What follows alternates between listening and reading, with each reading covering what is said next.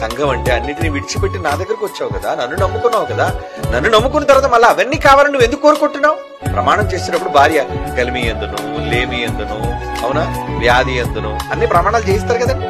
మరి ప్రమాణం చేయించినప్పుడు భర్త బాగున్నప్పుడు భర్త దగ్గర ఉండి రోగం పట్టిన తర్వాత మంచాన్ని పట్టాడు, భర్త ఒంట్లో బాగాలేదు చూసుకోవాలన్నప్పుడు నువ్వు పుట్టింటికి వెళ్ళిపోతే ఎలా? అన్నిట్లో చూసుకోవాలి కదా.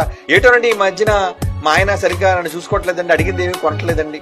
ఒక కంప్లైంట్. ఏంటా కంప్లైంట్? ఈ మధ్యన మా వారు ఏం కొనమన్నా ఇంట్లో కొనట్లేదండి. అది కంప్లైంటా? కొనట్లేదంటే ఉంటే అది అతనికి అతని ఇంటి వారికి కూడా మంచిదే కదా, డబ్బులుంటే కొంటాడు.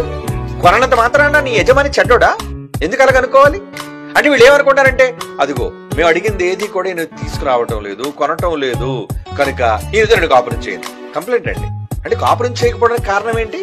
ఆయన నీకు అనుకున్నది కొని ఇవ్వకపోవడమేనా కారణం? మరి లేమి ఎందని ఎందుకు ప్రమాణం చేసావు?